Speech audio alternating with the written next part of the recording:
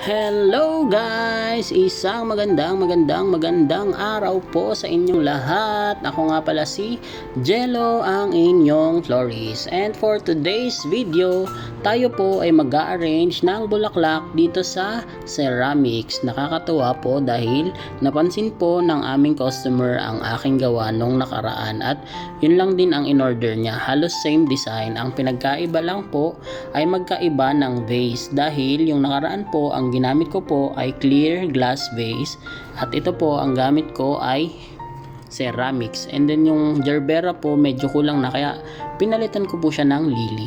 Ito po siya, ang gamit kong bulaklak ay anthurium, lily, gerbera, carnation, chrysanthemum, baby rose, orchids, at ang mga dahon ay eucalyptus, rascas. Yun lang, maraming salamat.